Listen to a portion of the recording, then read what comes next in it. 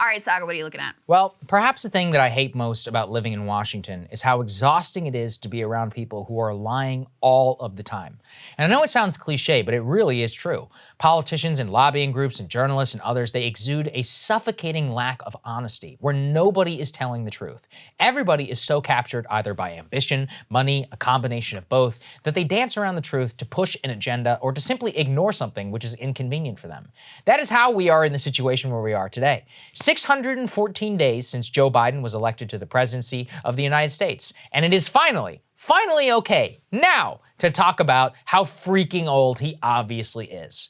That has been coming for some time in Washington, obviously trying to get millions of people who are trying to ignore their lying eyes of an aged and elderly man incapable of speaking properly in the highest office in the land. But what really broke open the floodgates for the media was The Atlantic's Mark Leibovich. Leibovich has long functioned as a kind of inside outsider, someone inside the veneer of respectability, but who is biting enough to tell truths when they are barely okay to tell.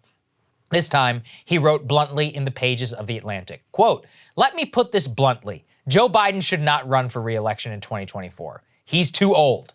That sentence, while obvious to some of us for more than 800 days since Biden began running for president, has lifted one of the most bizarre veils in modern American politics, acknowledging the honest truth at last. Soon enough, Peter Baker, himself a respectable and longtime figure of the Washington establishment and the chief White House correspondent for the New York Times, wrote a blistering and obvious story on the front page of the Sunday Times yesterday. Headline, quote, "At 79, Biden is testing the boundaries of age and the presidency."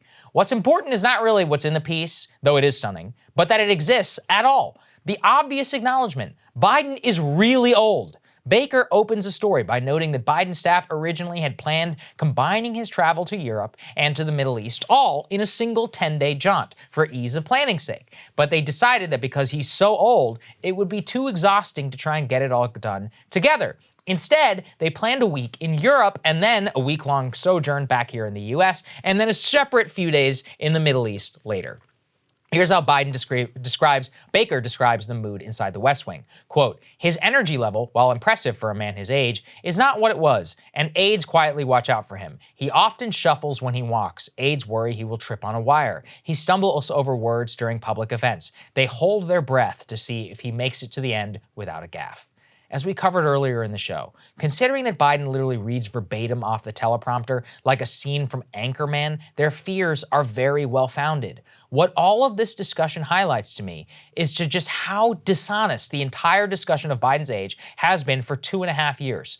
I can barely describe how vilified Crystal and I have been since early 2020 and late 2019 for bluntly talking about Biden's age. We were called ageist at first, and then the regime discovered their real attack. Biden doesn't speak badly because of his age, it's because he has a stutter. The breakthrough happened in February of 2020. A writer named John Hendrickson penned a long piece about how Joe Biden overcame a childhood stutter, which reminded him of his own.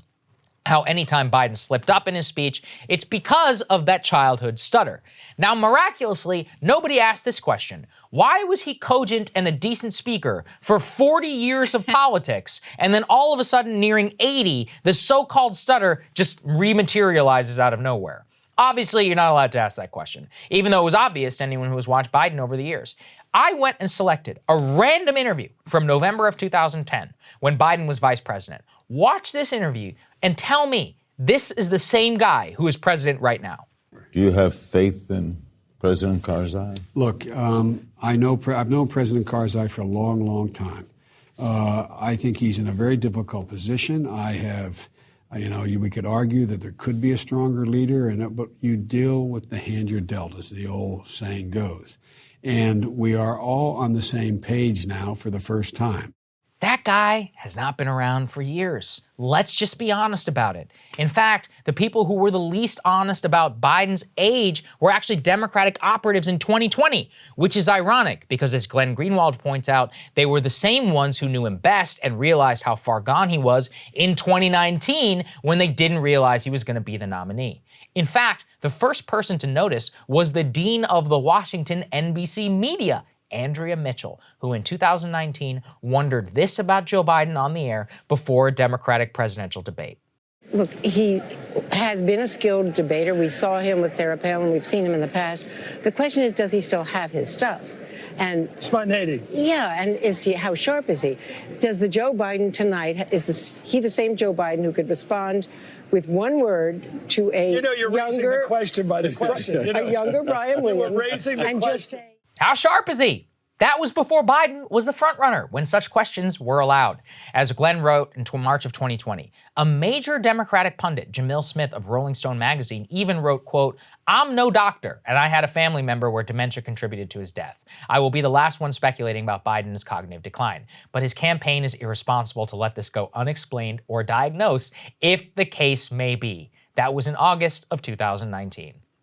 It was always evident, most so to the people who knew him best and saw him over the years. But the media cut off and silenced dissent when it was evident he was the nominee only 2 years later, acknowledging what we all knew all along. It really is a crime against the American people for covering this up. It's completely reasonable to say, hey, Biden is old as hell, but Trump is awful, so I'm still going to vote for him.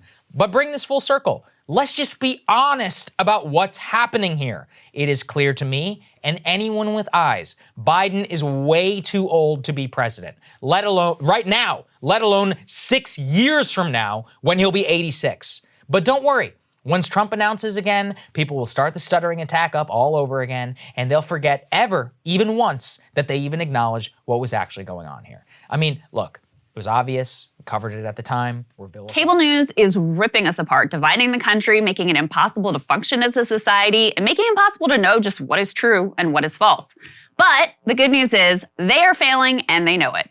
That is why we're building something new, a new mainstream, a healthier one, something more trustworthy, something that we are going to need in one of the most pivotal times in American history. We are building up here for the midterms, for the upcoming presidential election, but we need your help. So if you can help us out by becoming a premium member today at breakingpoints.com, we're trying to change America for the better and the entire world. So what are you waiting for, guys? Go to breakingpoints.com and sign up and help us build a new mainstream.